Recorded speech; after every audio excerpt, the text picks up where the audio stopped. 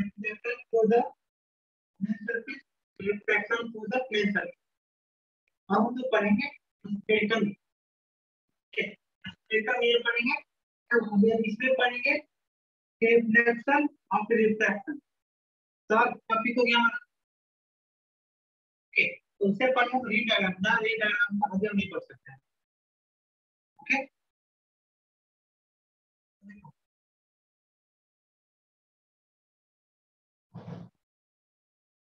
ये तो हमारा एक प्रीवियस स्पेक्ट्रम मिरर को,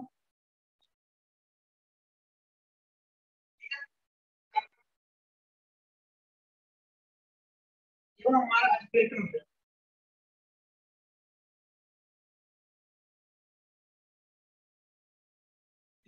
बस स्पेक्ट्रम मिरर में इसको क्या बोलते हैं, बोलेंगे सेंटर वाला, ये स्पेक्ट्रम सेंटर,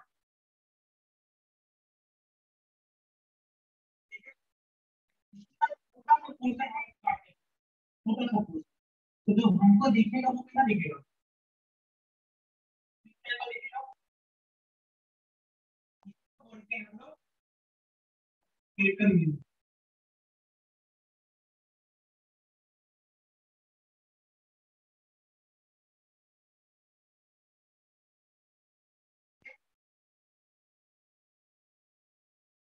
दो प्रकार का होता है, एक कन्वेक्स होता है, एक कनकेव होता है। कन्वेक्स मिरर कैसे बनेगा और कनकेव मिरर कैसे बनेगा, एक हमारा कन्वेक्स मिरर, एक हमारा कनकेव मिरर। लाइट इधर से आ रहा है, हम लाइट के डायरेक्शन के अपोजिट डायरेक्शन में हम इसको प्रोड्यूस कर दिया,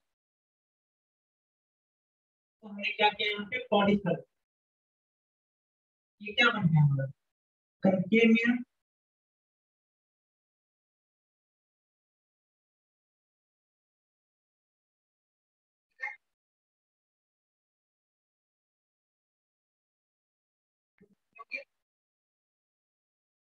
तो हमने क्या किया, लाइट डायरेक्शन के इस डायरेक्शन में हमें दिखा,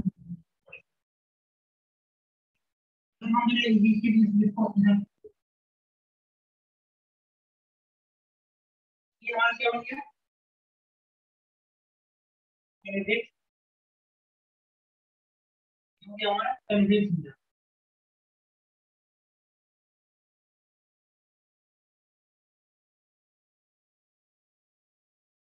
नॉट क्लियर नहीं है,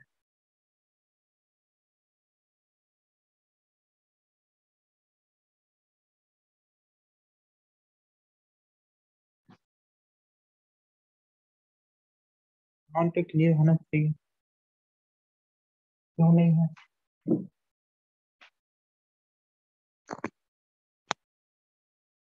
ठीक,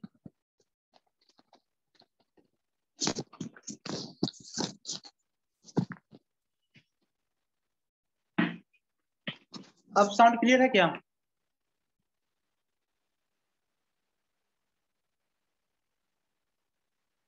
ओके समझ गए। तो देखो ये हुआ हमारा कौन सा कनकेव मिरर, अगर हमने प्रोड्यूस किधर किया, बाहर के साइड में, अगर अंदर के साइड में प्रोड्यूस किया तो वो क्या हुआ हमारा कन्वेक्स मिरर, ठीक है। इसको मिटा देते हैं, क्योंकि यहाँ पे फोकस ठीक से है ना, इसमें इसी बोर्ड पे पढ़ाएंगे। अब आगे बढ़ते हैं,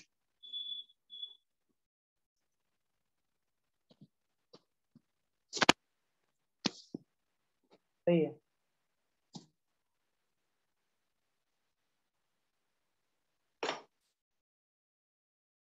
ये होता है हमारा कन्वेक्स मिरर और कनकेव मिरर।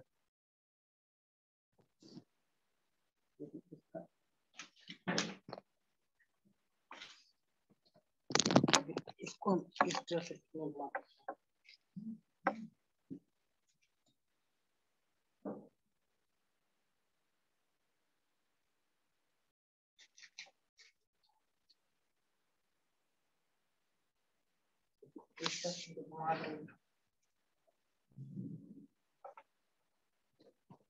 इसको यहीं पे रख,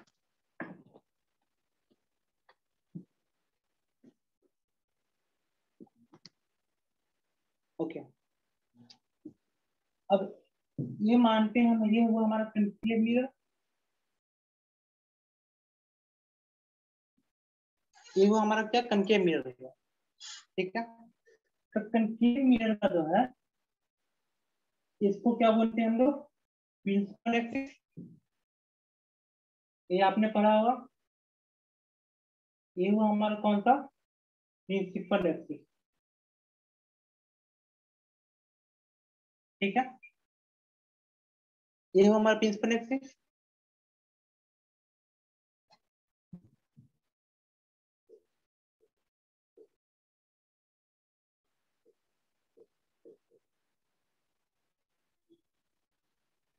इसको क्या बोलते हैं हम लोग, पोल बोलते हैं,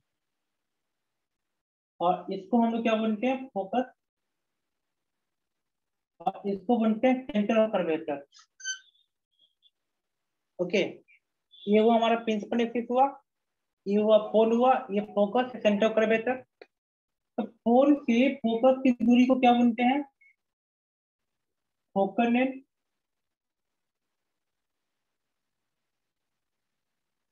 ओके, और पोल से सेंटर ऑफ कर्वेचर की दूरी को क्या बोलते हैं, रेडियस ऑफ कर्वेचर।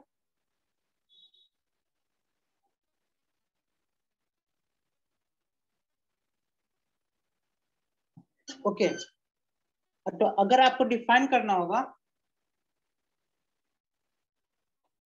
कि बेटा हमारा पोल क्या होता है, फोकस क्या होता है,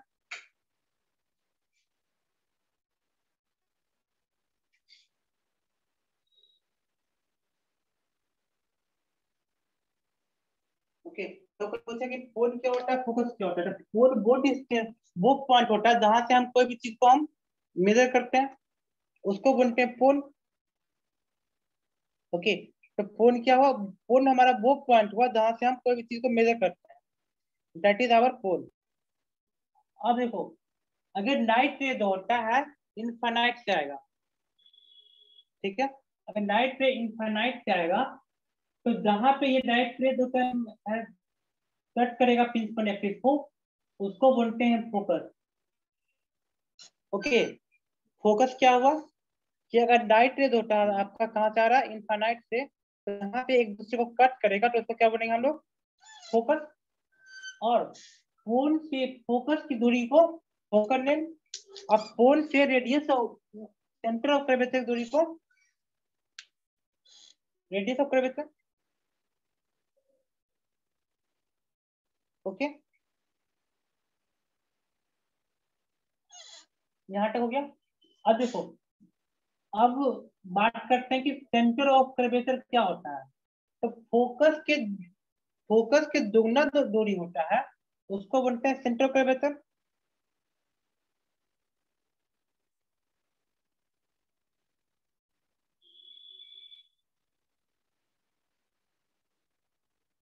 ओके,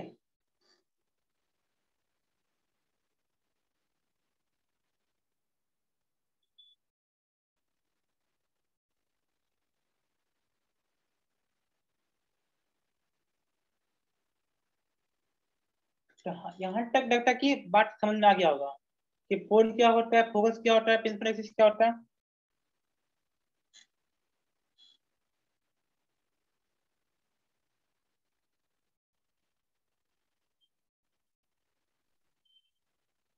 ओके।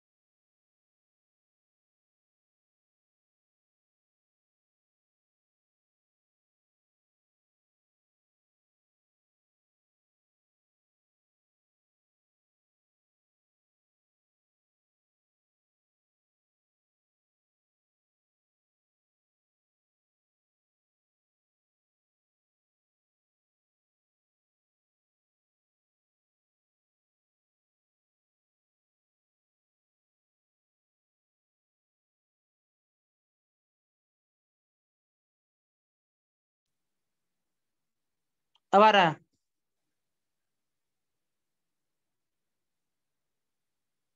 आ रहा है? ओके, देखो अगर जो है कोई भी नाइट रे पढ़ने में क्या था, अगर नाइट रे तो क्या है, पैरेलली मूव करेगा, पैरेलल आएगा, तो वो क्या करेगा, फोकस से गुजरेगा।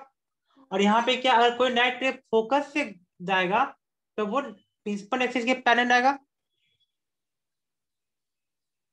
ओके, ये वो हमारा रूल नंबर 2। अब बात करते हैं रूल नंबर 3 का।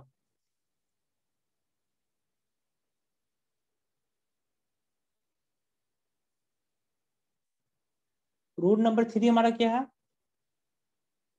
कि अगर नाइट रे जो होता है इस पे पोल पे आएगा, ठीक है, तो क्या होगा, angle of incidence is equal to angle of reflection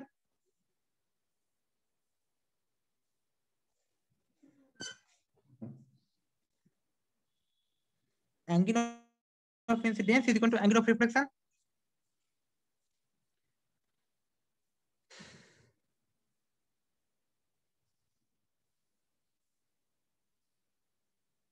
ये हो गया हमारा रूल इसका खत्म।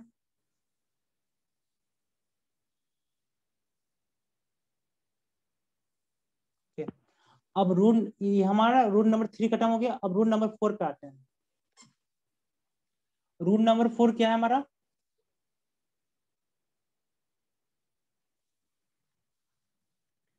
अगर कोई नाइट रेज होता है सेंटर से मूव करेगा। ओके, चौथा रूल क्या है, अगर कोई नाइट रेज होता है वो सेंटर ऑफ कर्वेचर से जाएगा तो वो सेंटर ऑफ कर्वेचर से वापस आ जाएगा। ये हो गया हमारा रूल नंबर 4। 1 2 3 4 खत्म।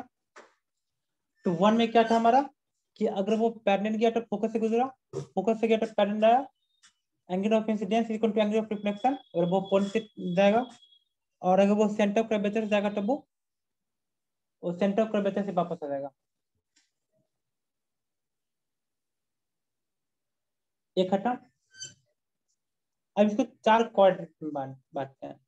तो जनरली आपको पता होगा कि अगर ये हमारा 4 क्वाड्रेंट है, ये एक्स एक्सिस है, ये वाई एक्सिस है, तो इसमें एक्स एक्सिस क्या होता है, पॉजिटिव पॉजिटिव, इसमें क्या होता है नेगेटिव पॉजिटिव, इसमें क्या होता है निगेटिव नेगेटिव, और इसमें क्या होता है हमारा पॉजिटिव नेगेटिव। ये हमारा क्या था, coordinate of the X and Y. अब हम बात करते हैं इसका।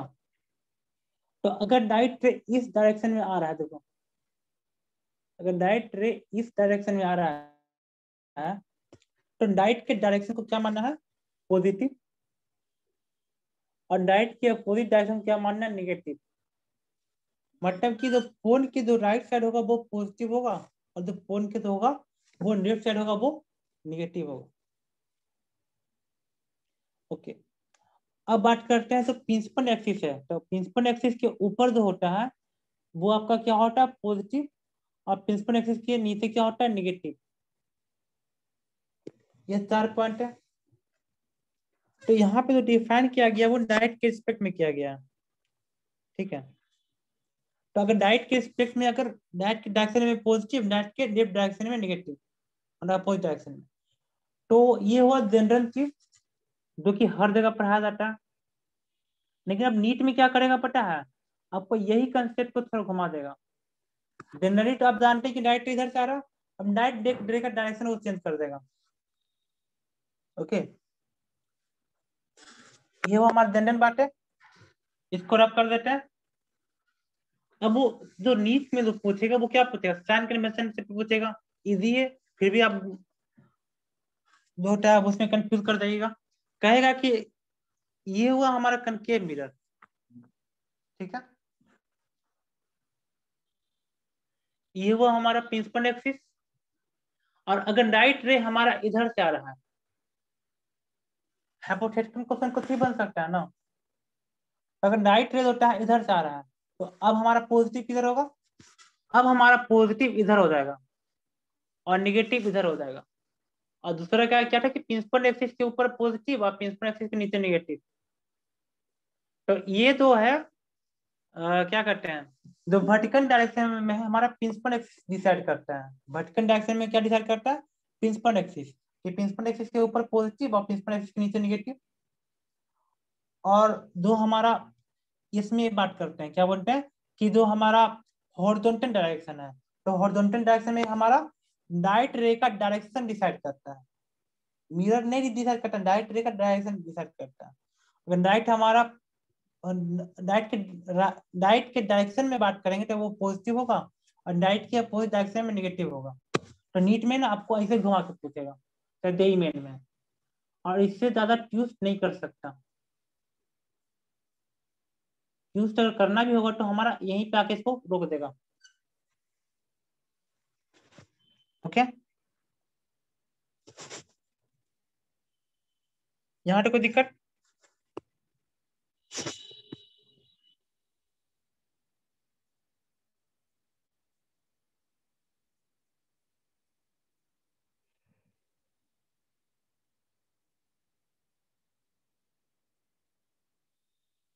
यहाँ तक बेसिक में किसी को दिक्कत?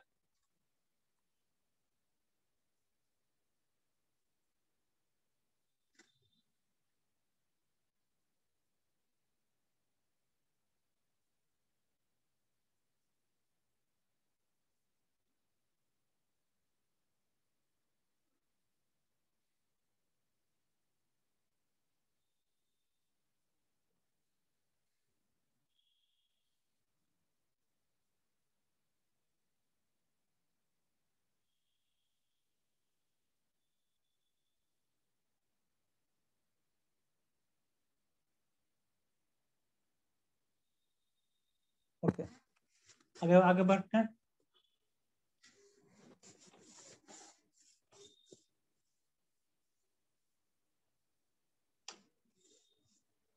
ओके, जो मिरर फॉर्मूला होता है वो हमारा क्या होता है? मिरर फॉर्मूला में हम लोग क्या पढ़ा है, 1/f is equal to 1/v plus 1/u, ये होता है हमारा। तो अब हम कनकेव मिरर और कन्वेक्स मिरर की बात करते हैं कि हमारा इमेज कहाँ बनेगा। और ये चीज एमबीबीएस के लेवल पे भी बहुत इंपॉर्टेंट है। ऐसा नहीं कि हमें सिर्फ यहाँ पे पढ़ रहे हैं फिर एमबीबीएस में कोई काम की बातें नहीं होगी इसमें। एमबीबीएस में इतना इंपॉर्टेंट है कि थर्ड ईयर में एक खुराना का बुक किताब आता है आई का, उसमें पहला और दूसरा चैप्टर में यही दिया हुआ है। ओके, तो फॉर द एमबीबीएस जिसको डॉक्टर ही बनना है ना, उसके लिए भी ना रे ऑप्टिक्स बहुत इंपॉर्टेंट। तो कनकेव मिरर की बात करते हैं। ओके, तो कनकेव मिरर ये हुआ। तो देखो, याद करने का तो बहुत अच्छा तरीका है, याद करना तो अलग बात। ये हुआ फोकस, ये हुआ सेंटर ऑफ कर्वेचर। अब देखो, ऑब्जेक्ट को हम कहाँ कहाँ रख सकते हैं। ऑब्जेक्ट को रखने का पहला क्राइटेरिया क्या हो सकता है, वो इंफिनिटी पे हो सकता है। ओके, केस वन में क्या होगा हमारा कि वो इंफिनिटी पे होगा। केस टू में क्या होगा कि सेंटर ऑफ कर्वेचर का पीछे होगा, बियॉन्ड सेंटर ऑफ कर्वेचर।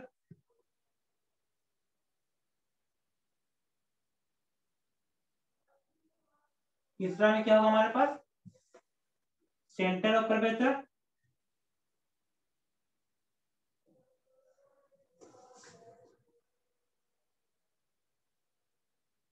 चौथा ऑप्शन हमारे पास क्या हो सकता है,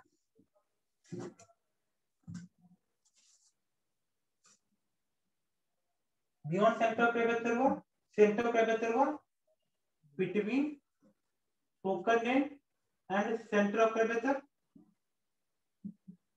पांचवा क्या हो सकता है, एट फोकल लेंथ। और छठा क्या हो सकता है हमारा, between focal length and pole. और कोई ऑप्शन इसमें हो सकता है, इसमें 6 कंडीशन हो सकता है, A B C D E F. तो देखो याद कैसे करना है, जब कोई भी ऑब्जेक्ट हमारा इनफाइनाइट पे होगा तो उसका इमेज क्या बनेगा हमारा, उसका इमेज हमारा बनेगा रियल बनेगा और इन्वर्टेड बनेगा और छोटा बनेगा। ओके, तो ऑब्जेक्ट जितना दूर इमेज उतना ही छोटा। तो ऐसे भी आप मिरर में देखते हैं, जब मिरर के नजदीक आते हैं तो आपको बड़ा चेहरा दिखता है, और मिरर के पीछे क्या, जब मिरर से दूर जाते हैं तो आपका इमेज छोटा बन जाता है। तो कोई भी चीज अगर इनफाइनाइट पे होगा तो बहुत ही छोटा इमेज बनेगा उसका, और रियल बनेगा और इन्वर्टेड बनेगा। अब आते हैं सेंटर ऑफ कर्वेचर के पीछे। तो सेंटर ऑफ कर्वेचर के पीछे क्या होगा हमारा स्टोरी, कि सेंटर ऑफ कर्वेचर का पीछे इमेज बनेगा हमारा रियल और इन्वर्टेड और डिमनिश। यहाँ तक भी डिमनिश रहेगा। फिर जैसे सेंटर ऑफ कर्वेचर पे आते हैं तो यहाँ पे क्या था हमारा, डायरेक्ट जैसे ही आया डायरेक्ट वैसे ही मूव करेगा। तो यहाँ पे इमेज बनेगा, क्या बनेगा, रियल और इन्वर्टेड बनेगा, और क्या बनेगा हमारा, सेम साइज का बनेगा।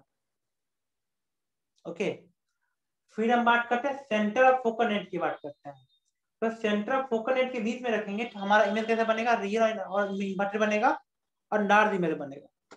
अब फोकल नेट पे रखेंगे तो और बड़ा इमेज बनेगा, बहुत ही बड़ा इमेज बनेगा और रियल इन्वर्टेड बनेगा।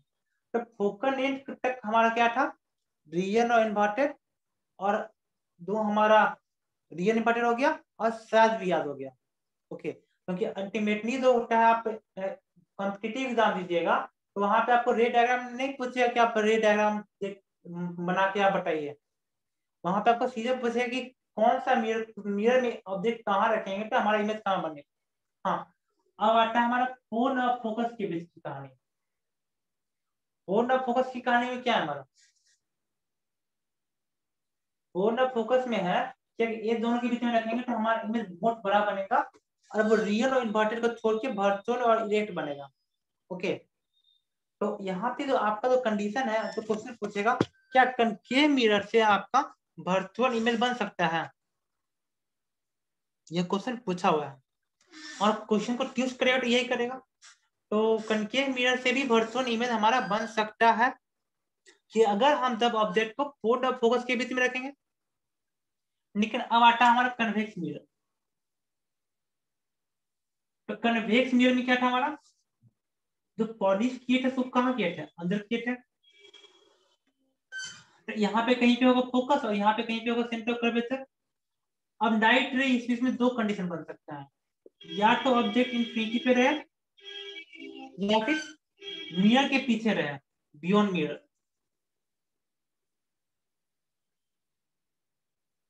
तो इसमें जो है कभी भी इमेज जो हमारा रियल और इन्वर्टेड नहीं बनेगा। बड़ी बात है, इमेज हमारा कैसे नहीं बनेगा, रियल और इन्वर्टेड नहीं बनेगा।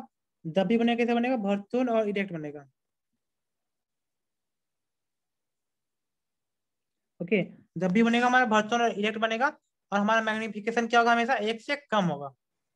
ओके, तो अगर इन्फिनिटी पे होगा तो बहुत ज्यादा कम होगा, और अगर मिरर के पीछे होगा तो कम होगा। ये हुआ ultimate goal of the, okay, ये हुआ हमारा अल्टीमेट गोल इसका। तो कनकेव मिरर और कन्वेक्स मिरर में कौन सा ऑब्जेक्ट और कौन सा इमेज कहाँ बनेगा, वो आइडिया मिल गया। और जो आपको जो नीट और जेईई मेन पे सीधे मैथ ऑफ फ्लोइंग, ऐसा बात नहीं, इससे क्या पूछेगा, मैथ दी फ्लोइंग पूछ सकता है। मैथ दी फ्लोइंग दे देगा और कहेगा कि बताइए मैथ करके बताइए 1 का a 2 का b c का c। ओके, ये हुआ हमारा कनकेव मिरर और कन्वेक्स मिरर का बीच में जो इमेज बनेगा, ये उसका मतलब होट एंड सोल कंसेप्ट। अब बात करते हैं मैग्निफिकेशन, इसको मिटा देते हैं। अब इसकी जो मैग्निफिकेशन होगी वो क्या होगी हमारी,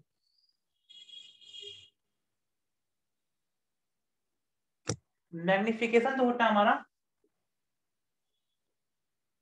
height of image by height of object, या फिर माइनस बी बाई यू।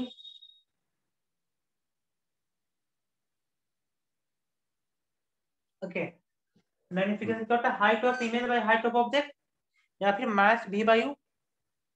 तो देखो 1 by F is equal to 1 by B plus 1 by U.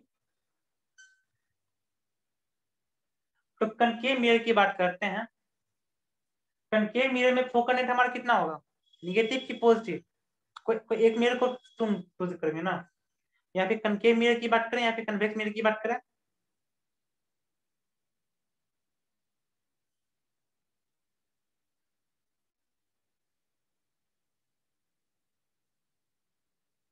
तो रुको, हम साइन कन्वेंशन से इसमें निर्णय लेना है कि नहीं लेना है?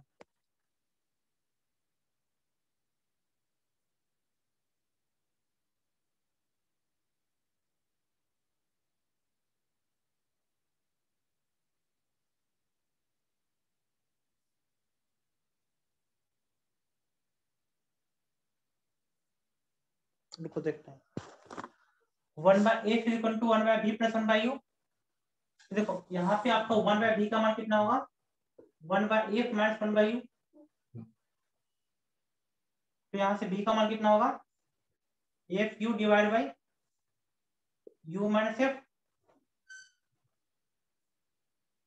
दिक्कत, यहाँ पे आपका b का मान कितना? Minus F you divide by you minus F. होगा कि नहीं होगा? b का मान कितना पुट कीजिएगा, और तो आपका मान कितना होगा? u से u कट गया, ये निगेटिव अंदर जाएगा, कितना होगा? f divide by f minus u। Okay, यहाँ पे कोई दिक्कत? तो जो आपका जो मैग्निफिकेशन है वो क्या हुआ है? Height of image by height of object minus b by u और f divide by f minus u। अगर यहाँ से हम बात करते हैं 1/u का मान, ओके, हम यहाँ पे 1/u का मान कितना होगा? तो इसको हम आगे आगे आगे लेकर जाएंगे। तो 1/u इक्वल टू कितना होगा? 1/f minus 1/b। तो हमारा यहाँ से u का मान कितना लिखेंगे? u का मान कितना आएगा? F v divide by v minus f। इतना हम समझते हैं कि आपको कैलकुलेशन आता होगा।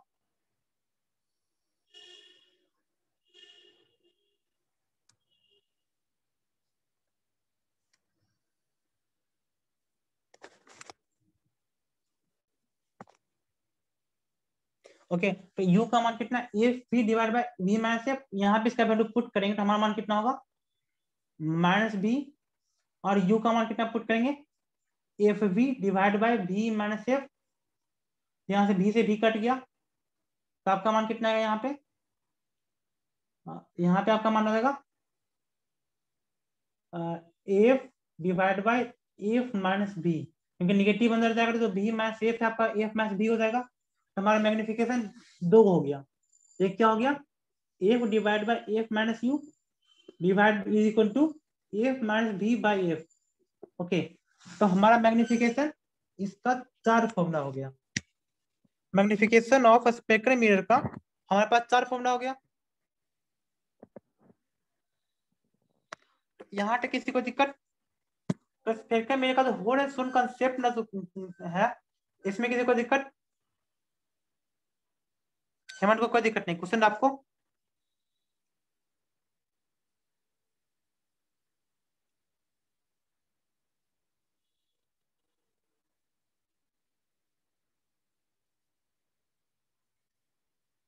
ओके, तो इस सेशन को यहीं पे खत्म करते हैं। ओके, कल जो है एरियल मैग्निफिकेशन सीखेंगे, क्योंकि हमारा जो कंसेप्ट था बोर्ड पे पढ़ाने वाला समझा दिए रे डायग्राम। ओके, उसके बाद जो कंसेप्ट है हमारा वो टैबलेट चलेगा। हाँ, क्लास 10 से रिलेटेड है, क्योंकि ऐसे भी जो 9 में कि 10 में होगा, किसी में 7 में भी पढ़ना है, ऐसा बात नहीं है। लेकिन जो है कुछ कंसेप्ट जो आगे बढ़ेंगे ना वो आपको नहीं पढ़ना होगा। एरियल मैग्निफिकेशन आपने नहीं पढ़ा होगा, वो 10th में नहीं है, 10th में यहीं तक है जहां तक मैंने बताया। तो कल पढ़ाएंगे वो 10th में नहीं होगा। एरियल मैग्निफिकेशन हमने नहीं पढ़ा 10th क्लास में।